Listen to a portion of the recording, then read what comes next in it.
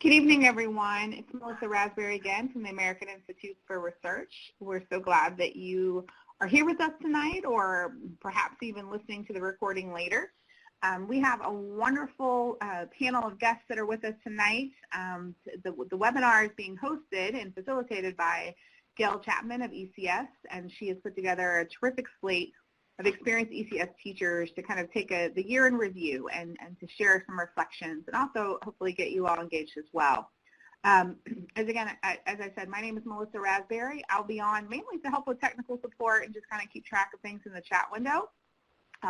We do encourage you, I'll go back to the last slide very quickly, we encourage you to call in with the conference number or either with the audio through your computer, because we love for this to be interactive. I mean, truly, when we say we want to hear from you, we mean literally hear from you. And we have a small group here, so it should be some great conversation. We do just ask, if you're not speaking, to mute your line to cut back on background noise and things like that. I have a dog here, so hopefully you won't hear him barking in the background. But when I'm not talking again, or if you're not, put it on mute and then just remember to unmute when you're ready to speak. But without further ado, I'll go ahead and turn things over to you, Gail. Thank you so much, everyone. All right, great. And thank you, everyone who is joining us live or listening to this recorded afterwards. As Melissa indicated, we have a great panel of experienced ECS teachers here with us tonight. And we are going to talk about a variety of things going back to the beginning of the year, and in particular focusing on the kinds of reflections that we started in the last two webinars related to broadening participation, and how the work that you all do in the classroom is critical to ensuring that the reputation of the course is such that students want to be there, and we encourage a broader range of students to participate. So the agenda for this evening, if you are here from and not a panelist, if you could let us know that by giving us your name in the chat window, that would be great. And we would love to hear from you live if that's at all possible to call in. So we're going to do a little bit of reflecting on culturally responsive pedagogy, which was the topic of our last webinar, and what you've learned this year related to that. But then we'll have the panel of experienced ECS teachers, and I have some questions that I have created to kind of guide the discussion in the panel, but we expect that others will chime in and that they will go off in many different directions as they go on. Then we'll be talking about formalizing the reflective process as teachers, and we will be joined at that point by Sangeeta Bhatnagar from San Jose Unified, who is currently in another meeting and is going to hopefully join us just in time for her part at the end. And then we'll do some reflecting. So as a reminder, well, before I get into that, so this is the panel. I mentioned Sangeeta. We also have Elaine, Nicole, Flo, and Dawn. And I'd like to go in that order and just ask them to give a very quick introduction of themselves, how many years they've been teaching ECS, and anything else that they think is relevant in about 30 seconds to a minute. So we'll start with Elaine. Hi, this is Elaine. I teach ECS at Pembroke High School, and we follow it up with CSP. And I think this is my third year teaching it. But my third year teaching it, maybe fourth year, I included some units prior to taking on the whole curriculum.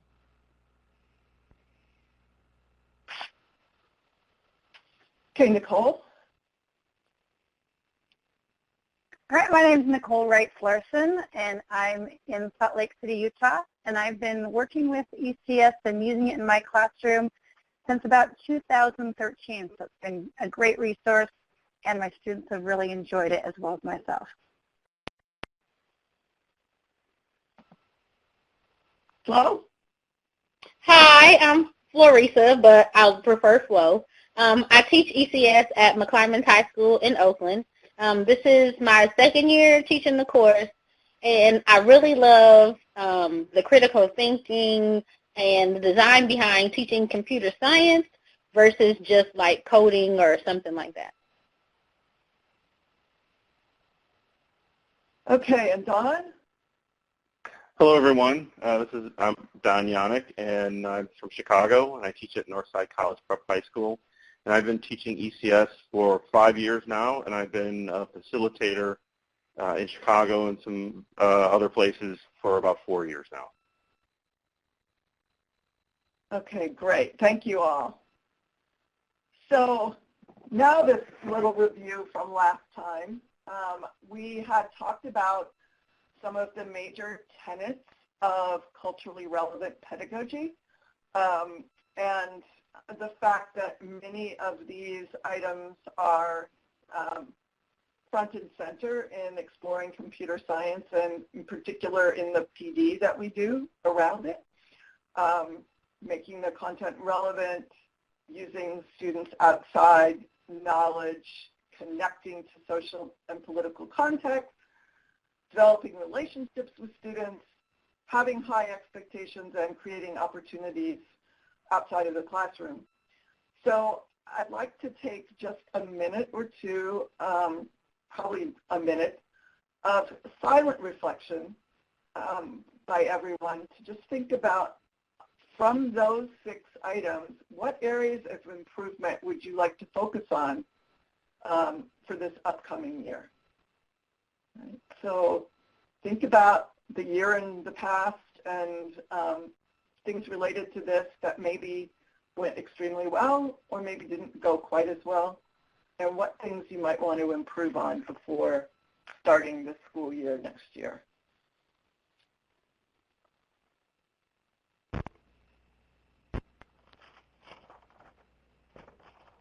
Did you want me to start? I'm gonna make this a silent. Oh, okay. Yeah, I want this to just be Right, silent reflection because we're going to come Okay. back to it later. Yeah, but thanks, Elaine.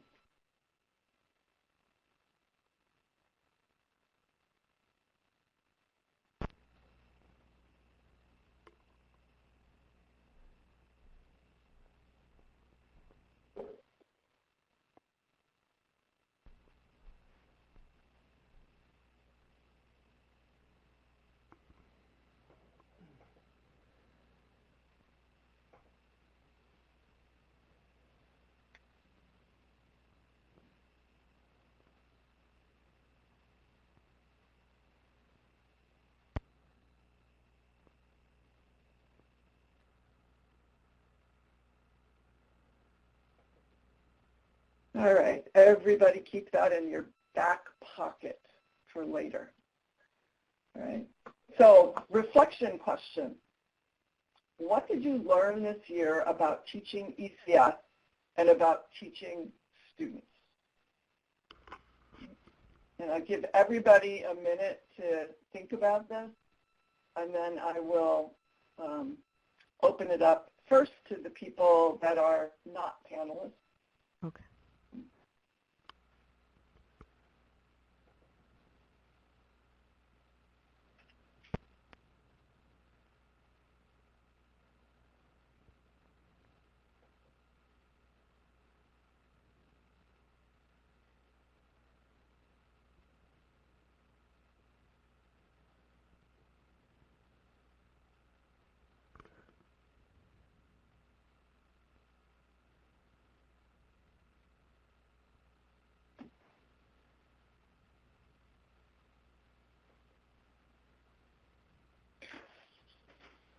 All right, I would invite those of you that are hiding out in the chat window to share any reflections that you have about this particular question.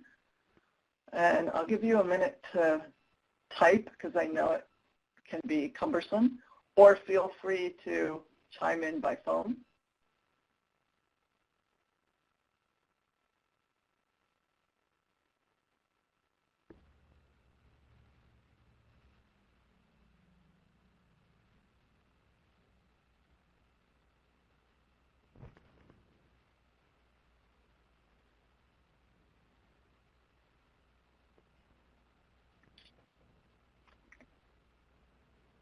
I see Jane is typing, so we're going to give her a chance to do that.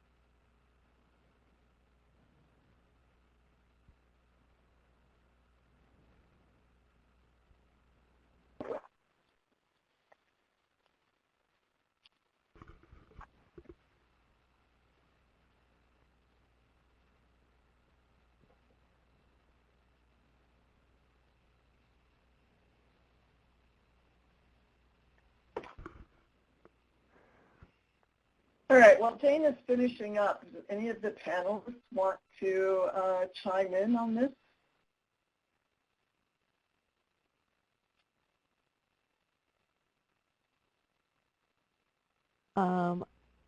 This is Elaine. I think one thing I learned this year was the students really do better when they have freedom to explore their interests. I was just looking up, like, my first website, I really had to find content, and they need the definition, but they really open up when they're able to explore their own interests. Like, I defined the content. I said their very first website was their name and a top 10 list and a paragraph on a computer scientist. And it was good. It worked out really well, but as they were able to explore their own interests more, they did better and better.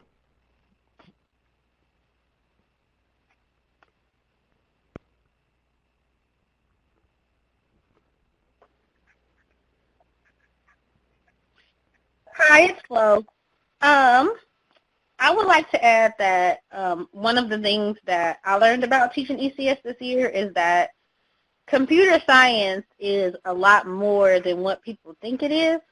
And once students go through the entire course, their minds are absolutely open to the things that they can do that they might not otherwise call computer science. They really start to think about different careers and to think about how they fit in this growing area of computer science, especially in the Bay Area. We're so close to Silicon Valley. A lot of my students start to imagine themselves working in those places and how they can contribute to how things are changing. And that's one thing that I have learned about ECS teaching this year. This is Nicole. One thing that I really learned is that I need some more opportunities to respond. It seems like the students kind of get a little tired of the different strategies, so I'm working on creative strategies to get students to respond. I really like one that I learned at one of the professional developments last spring. I want to say it was Dale, who said fist to 5 on something, and I've been using fist to 5, thumbs up, thumbs down, give me a hot or cold, and that's been really nice. So I'm trying to do a little collection of different opportunities to respond as individuals or corally, and I'm excited about that. So I want to acknowledge the people that have responded. Shauna says this is her first year, and the students and she learn together. I'm suspecting that those on the panel will have something to say about that one, because I think you're not alone at all. And then Jane says this is her 3rd year teaching ECS and feels like, and great news, they all seem to want to continue CS next year. That's what we want to see happen in an ideal world, of course. So before we move on to the formal part of the panel, which this really wasn't, but since we have a limited audience, I think we just go with what we have. anybody have any other comments they want to make on this particular question right now? This is Elaine. I think learning with, oops, am I there? Am I unmuted? Yeah. This is Elaine. I think learning with the students is the way to go. I mean, I've always just learned with my students. I've not been afraid to do things a new way, and I think they appreciate that, and they're more, my students seem to be more engaged when I'm just very free to learn with them.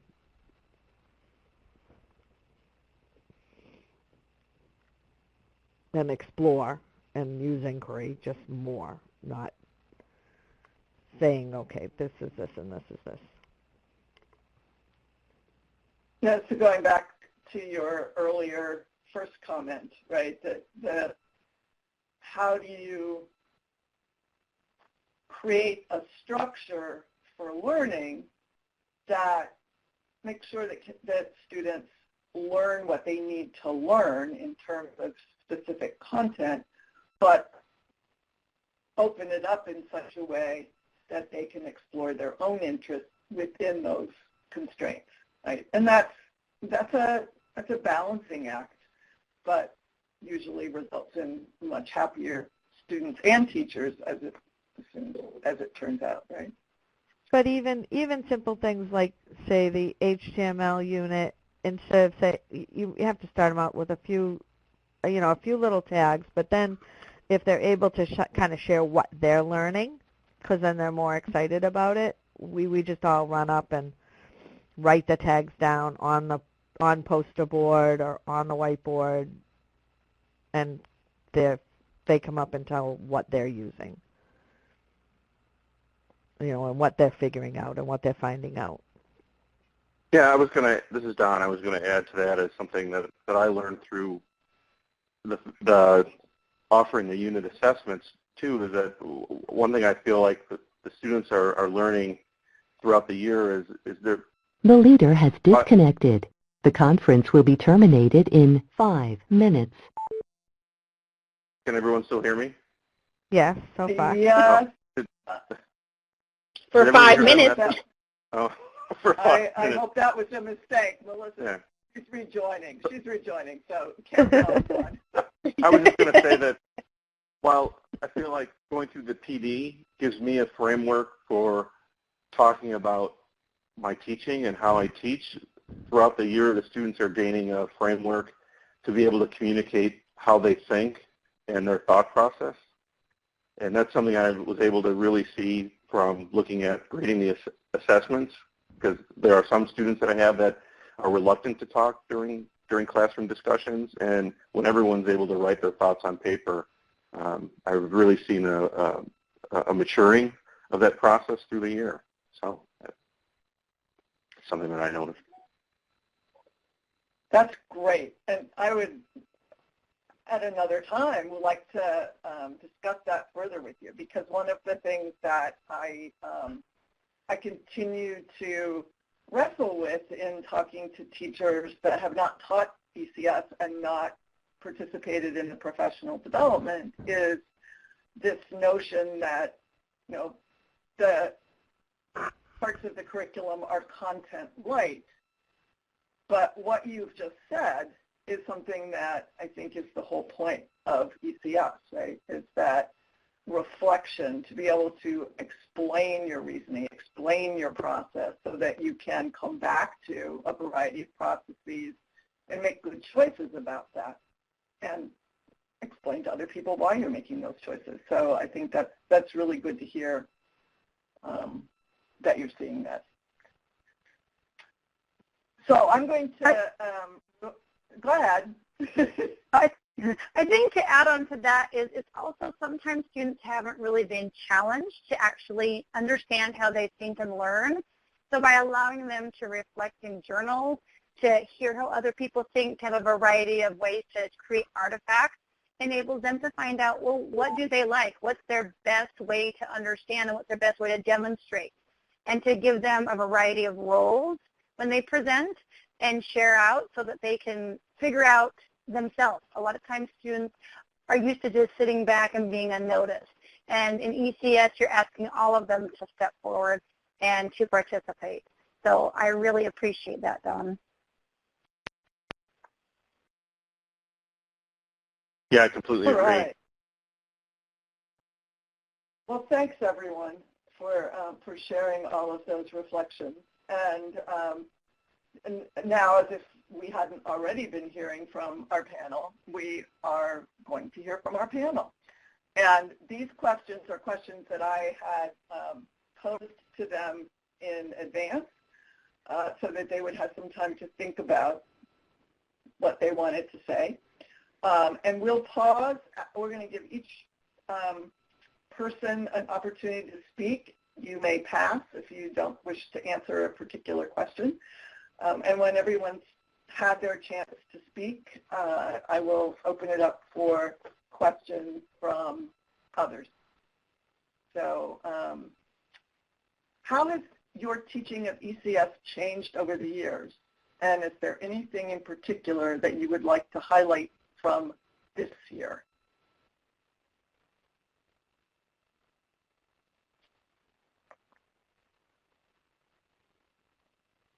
In any order?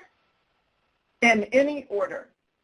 Okay, I would like to go because I really, when I saw this question, I had a lot to write about it. Okay.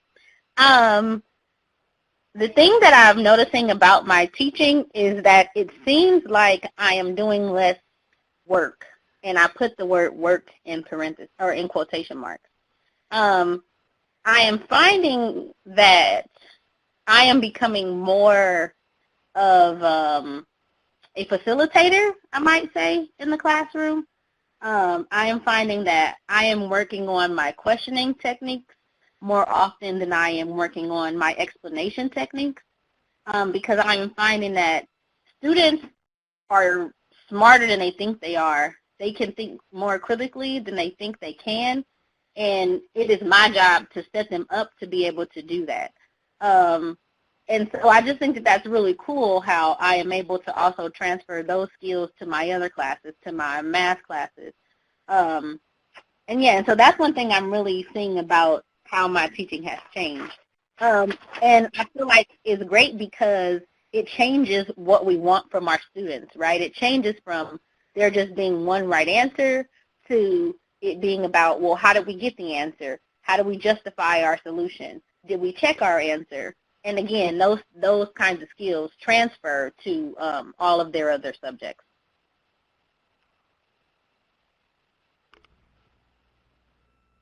Hi, this is Don. Was that Flo?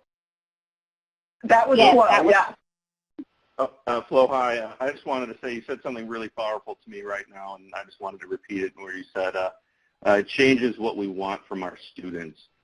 And Yeah. I just think that's a really important statement, and I think it's so true. I just wanted to repeat it again. And what you said about questioning, I totally agree. It's kind of the similar things that I thought about too when thinking about how has my ECS teaching changed. And at first I wrote down a note that said I was better at questioning, but I don't think better is the right word. I think I've become more comfortable, because I don't know if I've really gotten better. I'm just, I think, more patient, and I'm more comfortable with there being silence after I say something rather than expecting there to be an immediate answer. And so I'm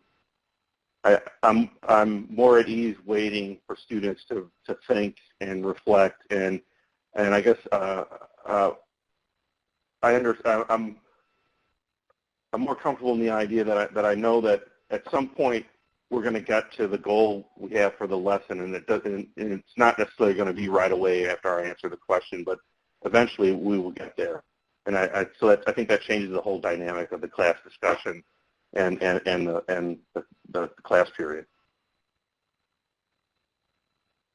And this is Elaine. I agree with what you're both saying, and that was Gail had just asked what was two things we wanted to learn, and the questioning techniques is not techniques, but just developing better questions and asking better questions, And just like you said, Dawn, well, maybe it's not asking better questions, just, and I am becoming more comfortable with this too, is just waiting for the students and giving them that time to think, the time to even maybe do a little research and to be better prepared with what they want to say, and then they become more comfortable in participating on a whole.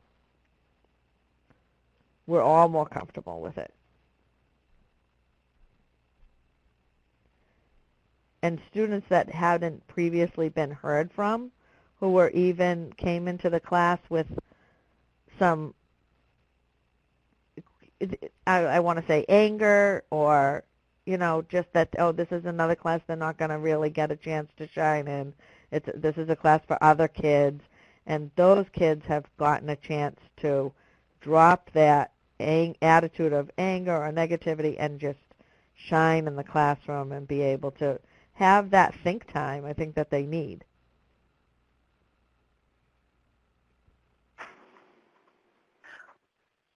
Elaine, I wanted to piggyback off of one of the things you said about students being able to kind of know how they think and be able to say things who may have been quiet. One thing that has changed for me, this is Nicole, is allowing students to have the time to figure out what do they know. Many students just say, I don't know. But asking them to figure it out, write it down and reflect on it, that's really changed for me. I didn't really do journals much before exploring computer science. We kind of had the I do, you do, we do. It's the school I was at. And so there wasn't really much time for them to just write. We just, how we're going to do things. And so it's been nice to have the students do journaling. For me, that has been a time for me to get to know my students and get to know them personally. I always tell my students to jot down notes in there that help them make connections to their other classes or aha moments in there. And some of those aha moments where they've thought about themselves or some of their background or what they want to do, for me, has been the highlights. And so I've really appreciated the technique of journaling, and I know some teachers struggle with that. But for me, I don't grade every single journal. I let the students know that we are going to share them when we're going to share them so that they feel comfortable writing things, knowing someone's going to look at them. And sometimes I don't have them share. And so we kind of tag the sides that they're going to share, and they share out, or we have a separate page. But that time getting to know my students personally has been great, and letting the other students hear each other's backgrounds, especially when you do some of those first few lessons in Unit 1, where a lot of people kind of just pass those along. Those have been some of my most exciting experiences with students, is understanding who they are, their background, and it's been fun. So definitely the journaling for me has been one of those big things that's changed. And what you just said, Nicole, about them making connections, I'm the same way about the journaling. I've really changed, and they all have paper journals. They know where to get them. They pass them out themselves, and I have huge classes. But what you said about making connections to other classes and also making connections to their own backgrounds, it just engages them more fully in, I hope, all their classes. I mean, it does in ECS and CSP to follow, but I hope it maybe affects them in all their classes. So I want to thank you all for sharing so candidly, and point out that Jane has made a comment in the chat that I'd like to highlight, and then we'll go on to the next question, which we can come back to this one later if we want to. But so Jane talks about the first year she was struggling with time and facilitating group work. Again, something that I think all of us resonate with. And she's learned this year how to pace better and to group students in different ways so that they can get a chance to help each other and learn from each other. So that's great, Jane. Thanks for sharing. Any last comment on this question about changing teaching specifically? I'm sure that we will hear more about that with the additional questions that come next. Okay, so discussion question 2, moving into a little more difficult territory in some ways, because this is not just what happens in your own classroom. Right? So what challenges have you had over the years with pitching ECS to your administration and counselors? And then 2 follow-up pieces to that. Has this changed with the announcement of CS for All? And how have you been able to navigate the confusion over coding and computer science?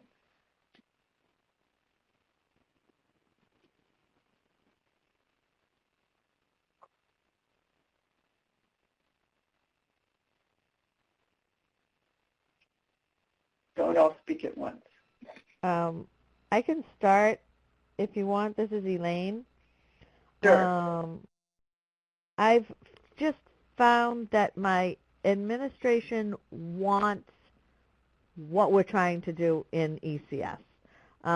They want an inquiry classroom. They want to see an inquiry classroom. They very much want to see equity in the classroom, where there so often is still a raised hand and a person answering a question. Even though I think as teachers, we're learning in PDs all the way around to facilitate discussion, it's really happening in ECS, and I think the administrators want to see that. They want to see collaboration, true collaboration. That's like a learning curve. So for me, it's been just remarkably easy sticking to the basics of inquiry, equity, and just access to the concepts for the students, and the classes are very packed. My classes are packed. They all want to they want more classes. They all want to be able to take computer science every year, and the administration's very happy. I'm not as happy as they are, because I want more girls in my class. I want certain growth that I'm not seeing, but administration and students are very happy.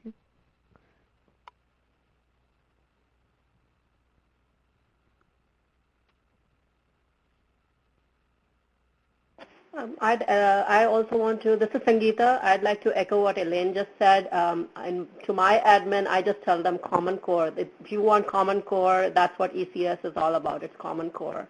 And I'm in the same situation. My classes are overflowing. We don't have enough teachers teaching the classes.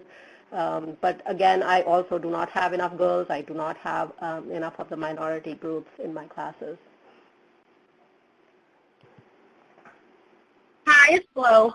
I have not had much trouble pitching ECS to my administration, but what the issue I'm coming up with is that in California, right, in the Bay Area with Silicon Valley, is that there are a lot of programs that claim to do and teach computer science.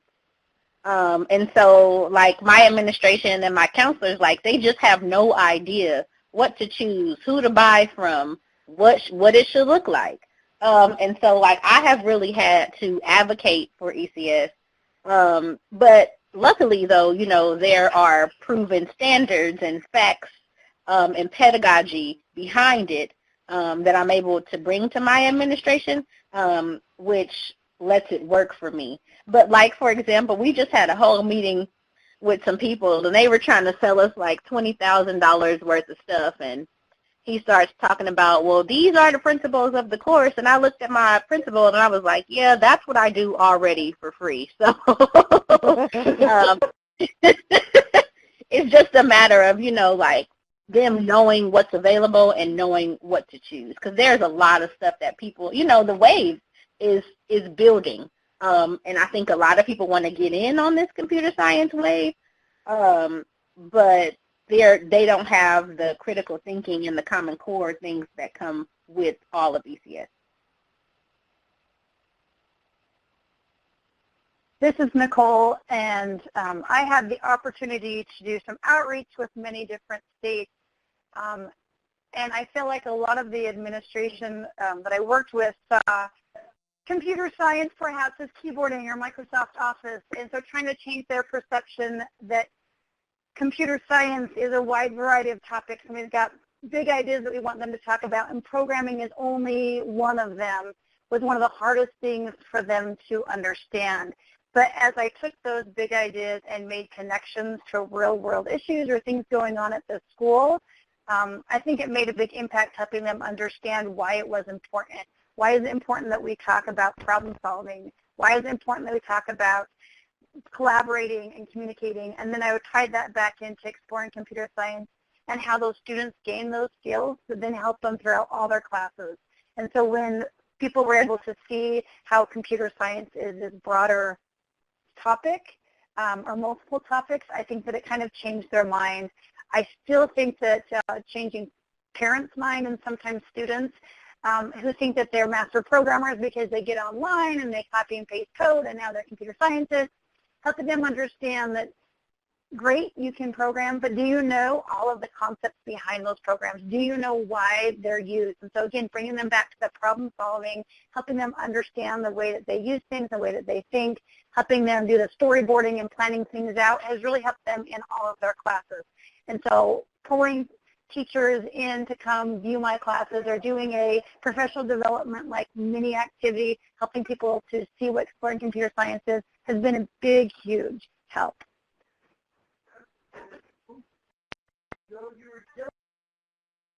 Hi, this is Don. So I guess I was pretty fortunate at my school. About the same time we started teaching ECS, our school was going to a one-to-one initiative with Chromebooks for the students. So for our faculty professional development for a long time, we talked about computational thinking and how computing can fit into other of the subject matters. So I would say at my school there's not really a big confusion between coding versus computer science. I think most of the school understands the difference, and at least I hope they do. I think they do. The challenge I have that I see with our school scheduler and the counselors is this feeling that, and I don't want anyone to take this the wrong way, that ECS is for girls and our CS1, our Java programming class, is for the boys.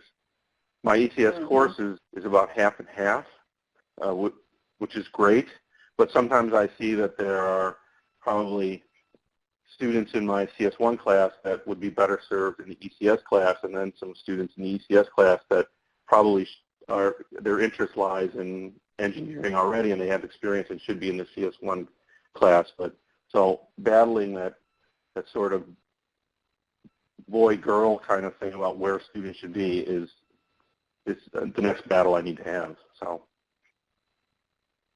it's interesting that all of you in one way or another have hit on the, that CS for all issue, right? What does that mean? Is it really increasing numbers, or is it something more than that? And I think that this group in particular is very much conscious of the fact that they're not the same thing. But educating people outside of the community that's focused on these things, I think, is one of our biggest challenges over the next year, because there is a lot of interest. And sometimes in the interest of interest, people jump on things without thinking about the ramifications. And I'm looking at Shauna's comment here that, basically she's been through PD, but the course isn't offered and the counselors aren't there. And, this is not atypical. I mean, it takes time to build the core. And I think one of the reasons that many of the people on this call that are on the panel are not having some of these issues is because that infrastructure was in place more broadly in your local community before the ECS wave, before the CS for All wave came in. So it's something for us all to keep in mind, I think. I have a suggestion if you want to get counselors to come and listen to you talk about the difference in the courses or introduce the courses. Feeding them breakfast, coffee and donuts or bagels is a really great way to get them to come to your classroom. I don't know how well they're going to listen, but they'll at least be there. Hey, it works for kids too, right? Well, I definitely think that the material that the material for NC that NC Lit puts out on computer science is helpful for counselors, and I've shared that multiple times with counselors. And sometimes it takes visiting a counselor 4 or 5 times and letting them know you're not seeing the students in your class that you want to see in your class.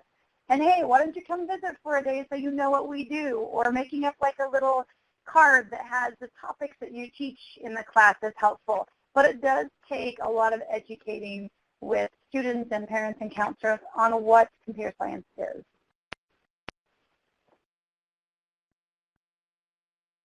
And I think too, if I can just add, I taught AP Computer Science for almost 10 years, for about 10 years now, and ECS for about 3, and I've seen such a huge change. And the schools, frankly, want the kids in AP Computer Science, but when they come from ECS and go to AP Computer Science and actually know how to explain their thinking and are more comfortable talking about what they know and what they don't know, they're much more successful in the AP class too.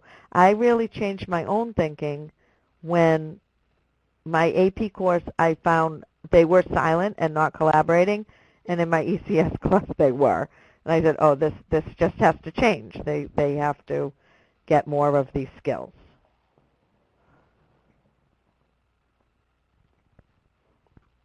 So I'm glad this is recorded, Elaine, because I want a lot of people to hear that statement.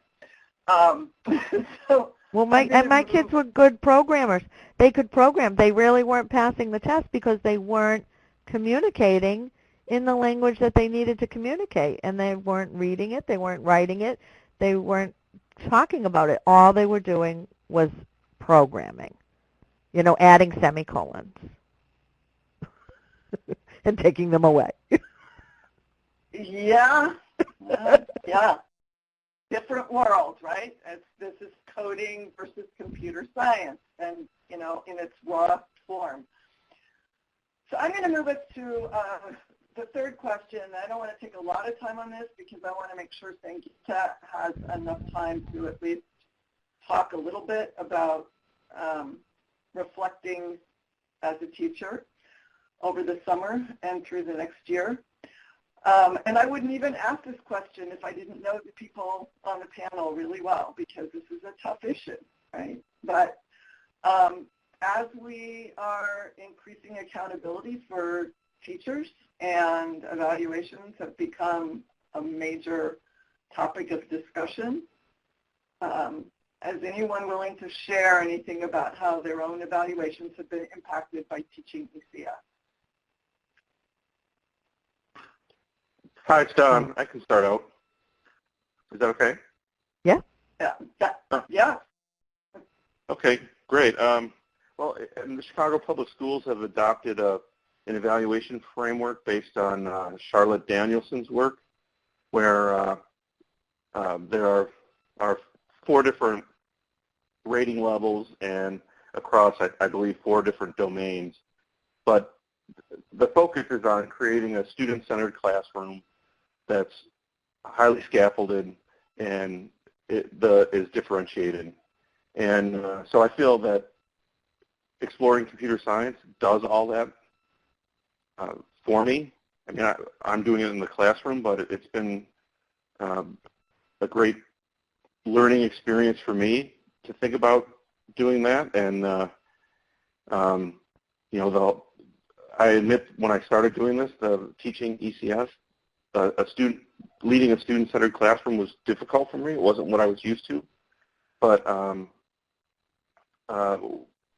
teaching it now, it fits very well with our district's evaluation process and the Charlotte-Danielson framework. And so now I find that when I'm thinking about my other classes and planning them, I'm accessing some of the same ideas that I use in exploring computer science every day. So those are sort of bleeding over to the other classes I teach, which is really what should be happening. And so it's been great. I agree. This is Elaine. I agree. ECS is just made my teaching better, and I had a very hard time with a student-centered classroom because I had an agenda and a curriculum that had to get out there, and now being more patient with the students, they want to do well. They want to learn, and they'll help and for them to be able to help each other learn, it's sticking more. They're remembering more. They're able to do more, too, as a student-centered classroom. And it really does align with the evaluations very closely. They're looking for inquiry in the classroom. They're looking for equity in the classroom, as I said before, and it's been a lot easier. For me, I was teaching math and some computer science. Now I'm teaching all computer science, and my evaluations are so much easier than they were. This is Nicole, and I'm so glad to hear that you guys are doing well. I really struggled this past term in a new school district, and it's been a challenge for me because they're not so much into inquiry-based learning. They want a lot of scaffolding that I do, you do, we do. Put the I can statements on the board, make sure you refer back to them numerous times and tell the kids what you're doing. Have the handout with them filling in every other word of what you're showing them. And so it's been a struggle for me trying to keep the inquiry in and not get marked down. I've tried to get the kids the majority of the time on task, and here's what we're doing, here's the role that we're going to do today. And then when the administrator walks in, kind of give them the signal of, hey, remember those I can statements? What are you guys working on? So I've really had to train the kids to kind of play the game, and it hasn't been as enjoyable having the 42-point teacher check off for the IPOP. But I think that the kids appreciate the inquiry a lot more, and just trying to be creative in how I make sure that I'm getting the depth of knowledge questions in. So that's why I'm really working on finding different ways to do opportunities to respond so the kids can respond in fun ways and not feel like they're put on the spot when someone walks in. And so it's interesting trying to make sure that you can meet the needs of your evaluation process and having what you need to on the walls and having, like you say, your standards and what standards you're teaching. And so if people have great ideas, that's awesome. I've learned to make up little cards that I can give to the administrator when they're walking in that say that the classroom may look like math chaos, but the activity we're working on covers these standards. And it's taken a little bit of extra time to create those little cards for the different activities we do, but then it can kind of justify what we're doing and that it is ordered chaos. And me being the facilitator, not having 60 positive responses of kids in that 15 minutes that they're there, has changed so that the administrator can come and walk around as I go and I coach the kids and ask them questions and do a lot of those different opportunities.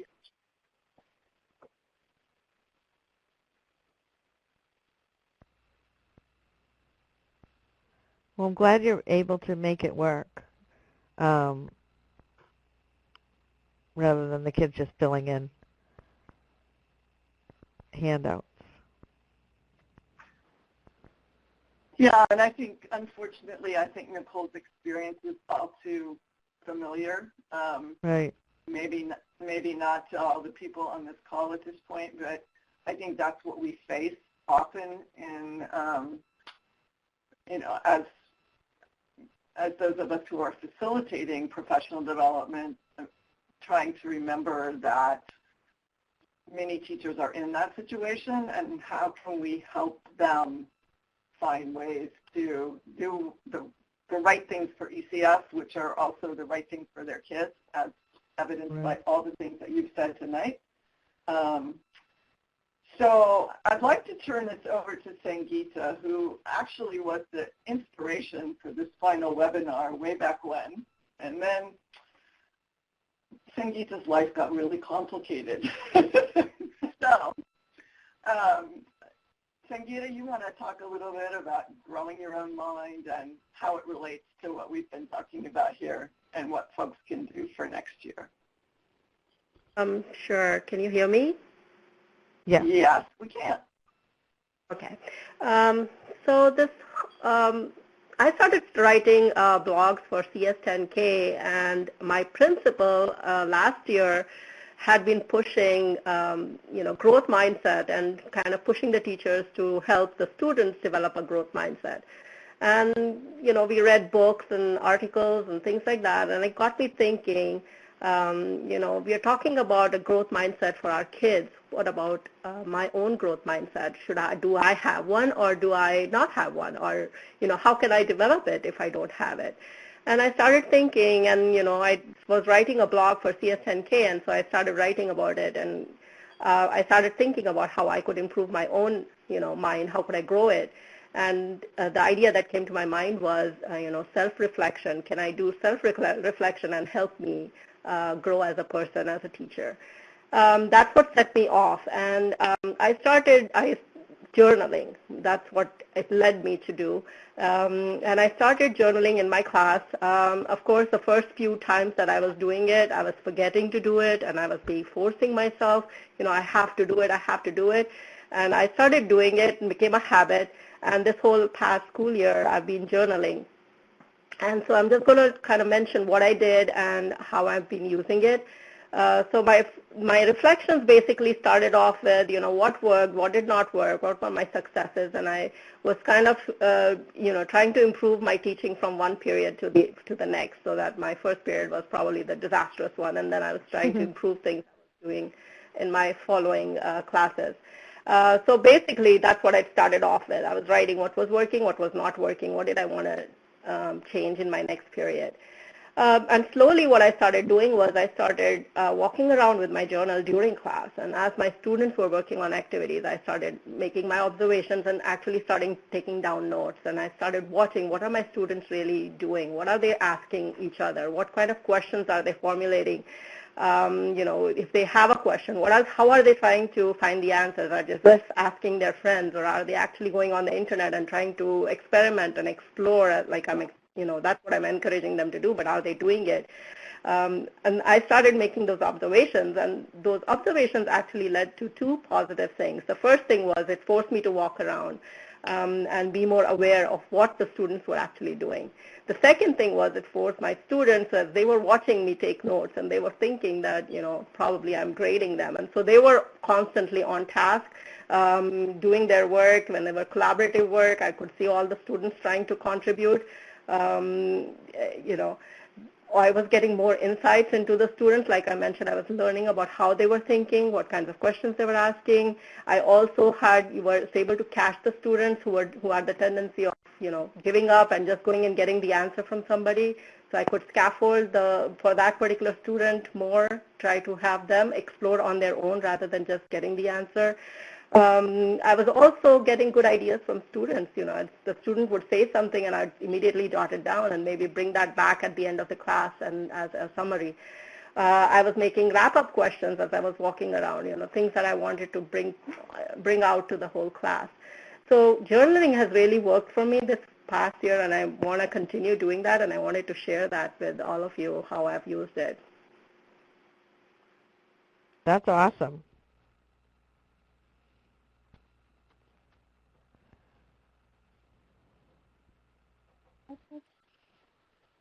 Hi. Yeah, I think that's really awesome. I think that the idea of a growth mindset is really important for teachers. Yeah, that's pretty cool. Thank you. I just like the processing, Gita, of walking around and taking notes. I mean, the students think you're grading them, and they're getting on task, and and you're up and around. with more of a purpose than,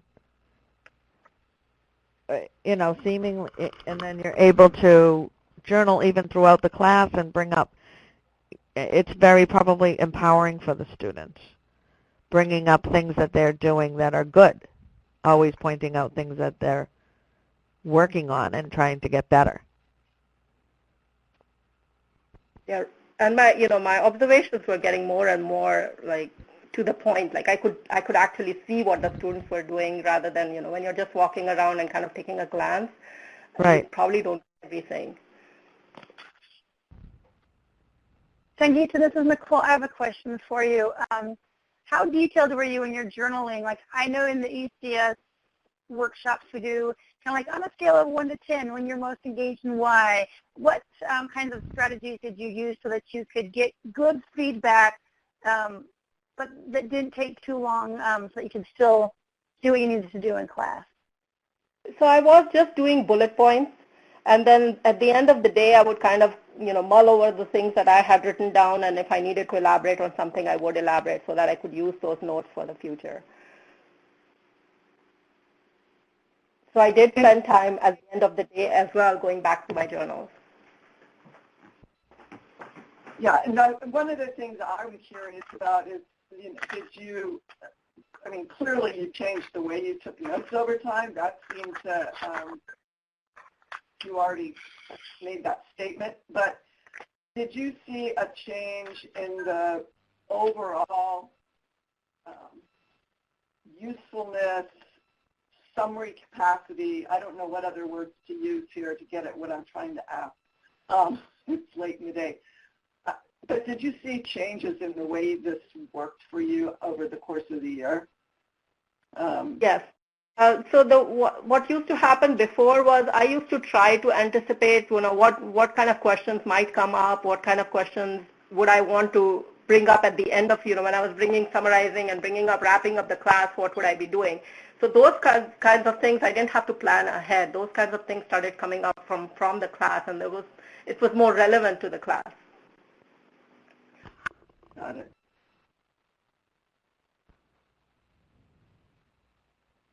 I definitely start off, this is what I want to bring out from the class, but as I was walking around, I could bring out things that students were bringing up themselves.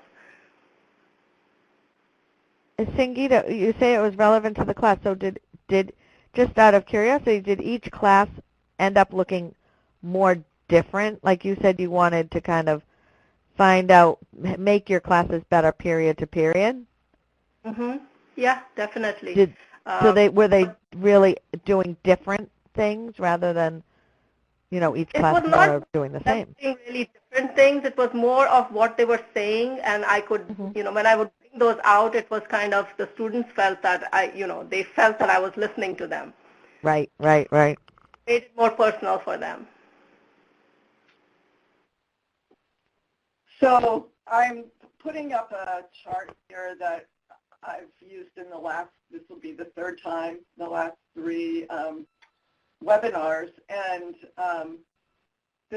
what Sangeeta just talked about is a perfect example of what we hope will start to become part of the thinking that happens with ECS, both in students and in teachers, right? That we reflect, we use that reflection to plan some sort of action, act, observe, and reflect. And for those of you who've participated in a number of PDs, it's very similar to the problem-solving process kind of approach, right? We're constantly revising and planning and tweaking. And so I leave you with the final reflection of today and for the year, and that is that I wish you all a fabulous, reflective, recharging summer and a great year next year. I hope that we can all find ways to connect throughout the next months and next year. And to all of you who participated, the panel and others, and those who are viewing it later, I really mean the recharging part of summer is very important. I'm going to be right there with y'all trying to do that for sure. So wrap up next steps. You know that this, please be part of the CS10K community, and our additional webinars to be announced. So if anyone has any last words, I'm very conscious of the time. I don't want you to be overtime, since I know some of you are still on spring break and varying and sundry other things, but thank you again for your participation tonight. This was really inspiring for me after a very long week. So thank you. Okay, Thank I'm you, going to Gail. just for who's going? Thank you all. I just Thank you all want here.